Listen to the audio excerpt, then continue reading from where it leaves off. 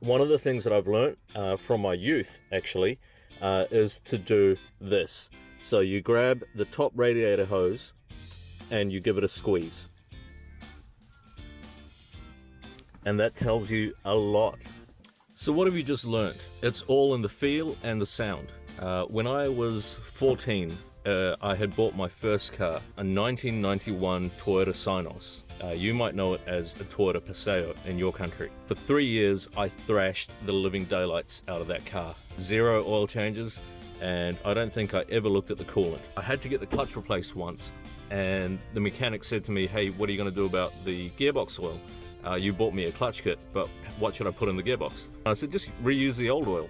I just didn't give a crap about it. One day when I had the bonnet up, I squeezed the top radiator hose and it crunched. I felt this really solid caving in on the inside of the hose. And so I did what any natural teenager would do, and I went along the entire length of the hose crunching away. Didn't know what it was, but it was really enjoyable.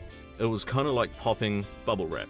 And so I went along doing that, and then the next day, my heater stopped working. So I was working at the time at this large dealership, cleaning cars, and I asked the mechanics and the foreman to take a look at it.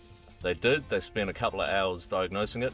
Firstly, they told me that the car was in desperate need of some maintenance. And secondly, that my heater core was now blocked up and that it would be unwise to even try and repair it. Reason it would be unwise to repair it, that is because the heater core lives deep underneath the dashboard on most cars, and so to replace it, you have to remove the entire dashboard. And in almost every case, the steering column has to come out, the center console, the front seats, and the carpet, and sometimes even the windscreen. It can sometimes be more expensive to replace the heater core than it is to replace the engine. So what's happening when you get that crunch?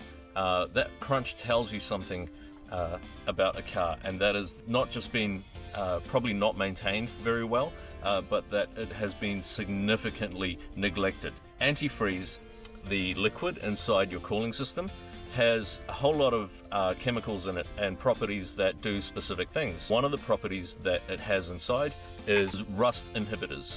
So it prevents corrosion from building up inside your cooling system. And if you have the right quantity of antifreeze to water and you replace it within the specified time frames, on older cars it was about 3 years.